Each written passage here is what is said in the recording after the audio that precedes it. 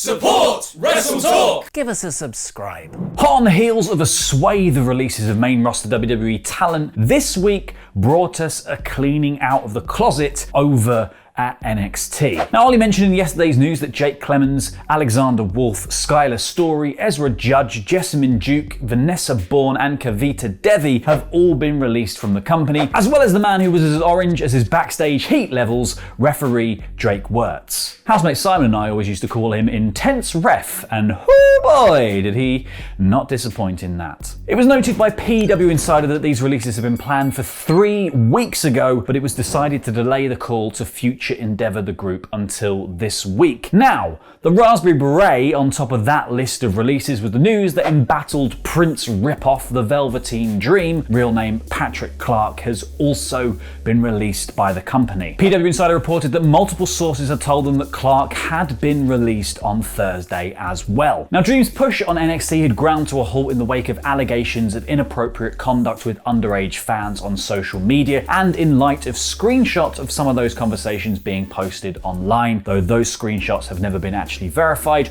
or handed over to the police. That said, after all of this broke, Dream was only used sporadically throughout 2020, with Triple H attributing his absence to injuries suffered in a car accident. Triple H also noted that internally the company did do an investigation, didn't find anything there in the matter of what we were looking for, and we moved on. Regardless, Dream was mostly dropped from NXT TV in 2020 and has not made an appearance in 2021. His last televised match taking place on the Very Gargano Christmas NXT special against Adam Cole. Now, interestingly, before news of Dream's release broke, Fightful Select are reporting that there were concerns backstage that he was going to be given a coaching role. Now, according to Fightful, Clark had been attending open ring sessions and there was growing concern backstage that he was being set up to help coach classes. This obviously did not come to fruition. Dream had also reported to have been backstage at Raw earlier this month, but there were apparently no plans to feature him on screen at all. Now, news of Velveteen's release also brought to light some backstage opinions on Clark and his conduct. Veteran WWE artist Rob Schamberger took to Twitter to let loose his thoughts, and he didn't hold back. He said, without saying anything further, he was the single most unprofessional person I've ever encountered in this business. I hope this is the wake-up call he needs to start doing the emotional work to become a better person, all told. Now, Dream is reportedly set to have a 30-day non-compete clause, which I guess in light of everything that's gone on might not actually be necessary. We'll see. Before we crack on, we need to just say thank you to our lovely patrons, Arm K. The K stands for the coolest dude ever, and Cyber Sunday Digital Ral.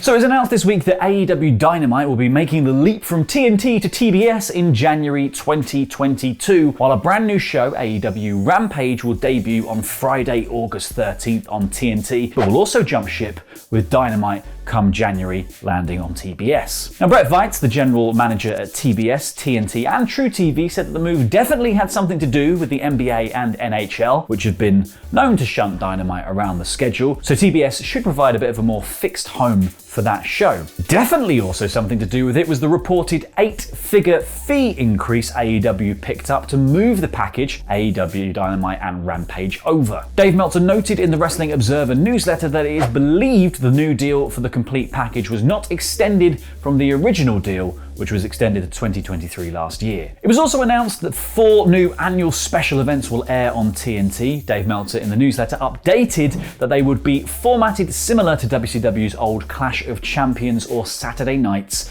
main event when it was a big deal in the 80s. Since WWE owns the Clash of the Champions name, the live specials would give the company 4 new destination dates per year and will have another name. And this is obviously good for AEW as it gives them more big events to build to, with a few more peaks and troughs in their previously rather slimline event calendar. Meltzer also had updates on Rampage and how it will be filmed, adding Rampage will generally be taped on Wednesday nights, but there will be special Friday night live tapings on pay-per-view weeks. It appears that they will run in the city they are doing the pay-per-view in. He said right now the plan is a mix of all the tapings for Dynamite, Rampage, Dark, Elevation, and Dark, some weeks being on Wednesdays and some weeks splitting up tapings on Wednesdays and Fridays. That is a lot of wrestling. This adds to Tony Khan revealing that he had turned down the offer of extending Dynamite to a 3-hour show, as he told Busted Open Radio. He said they asked at one point if I wanted to do 3 hours of Dynamite when it came up about doing a third hour. I said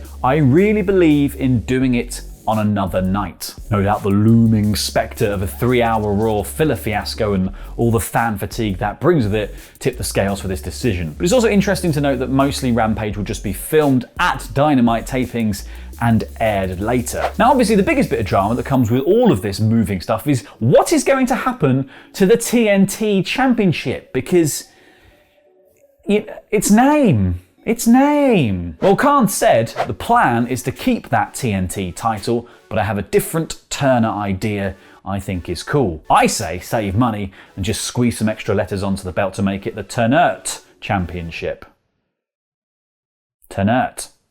Now, while AEW set up for their Rampage, WWE is on the hunt for venues for its upcoming raft of pay-per-views. Now, SummerSlam has been touted by WrestleVotes and a lot of others as the return to touring for the company and is one of the most important pay-per-views of the year for WWE. Though this piece of breaking news might change all of that, as the WWE on Fox Twitter account revealed earlier the company is returning to live events from July 16th. SmackDown that night will be held at the Toyota Center in Houston, Texas, and kick off a 25-city tour that runs through to Labor Day, which is in early September, non-American friends. The schedule includes Money in the Bank on the 18th, emanating from the Dickies Arena in Fort Worth, and Raw on the 19th from the American Airlines Center in Dallas. Tickets for those 3 dates go on sale on May 26th. Back to SummerSlam though, which also falls into this touring bracket. Justin Barrasso of Sports Illustrated previously reported that Nevada has been confirmed as the state where the show is going to take place, so everyone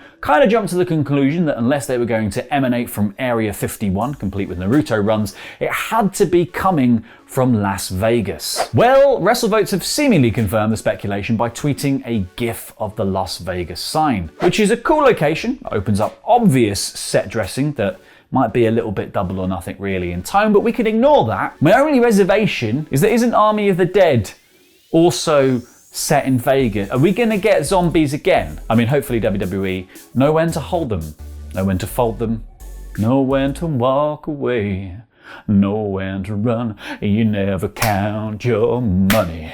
Why? Something they have been running though is a commercial for the WWE Network and Peacock that seemingly has confirmed the revised pay-per-view order, which started when Hell in a Cell jumped to bloody June this year. But it's a spooky one, WWE. What are we going to do in October? Now the promo video flashes up the various logos and the order runs Hell in a Cell, Money in the Bank, SummerSlam, Clash of Champions, then Extreme Rules, then Survivor Series, subtitled Best of the Best, TLC, Royal Rumble, Fastlane, and WrestleMania 38. Not too much change there, mostly just Hell in a Cell moving.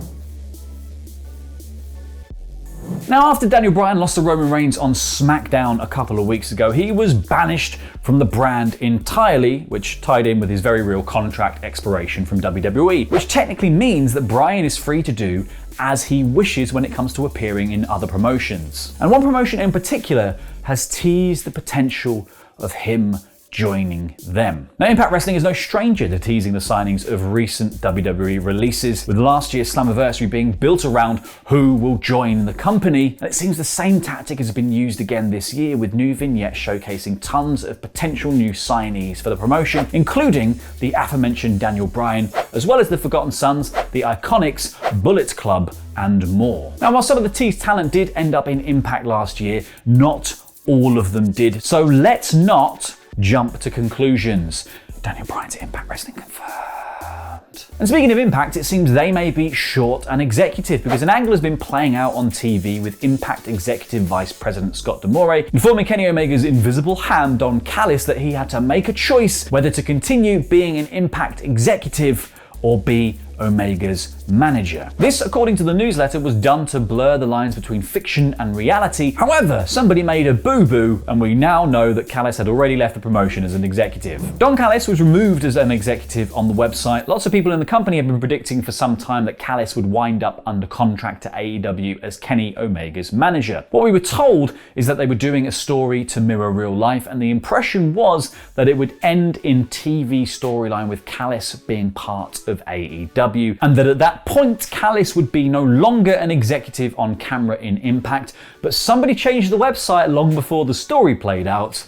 That is a whoopsie. That is a whoopsie, sir. Now, if this is true, then Callis would presumably be moving to an AEW contract before long, if he hasn't already. But it remains to be seen if anyone will fill the role Callis had in Impact, or if Scott D'Amore will simply take over the responsibilities. And with the recent news that WWE has shut down its talent management group, who were designed to gather third-party sponsorships and deals for their talent, there's potential for talent to begin working with said third-party platforms once again, you would think. However, during this crackdown on outside projects for their wrestlers, Xavier Woods' UpUpDownDown YouTube channel has persisted, and now Woods has clarified just how that happened, tweeting, "For those who have asked, UpUpDownDown is owned by WWE and always has been, hence why we are allowed to stream on that platform. Unfortunately, at this point in time, we are not allowed to be on Twitch, but hopefully we are given permission at some point.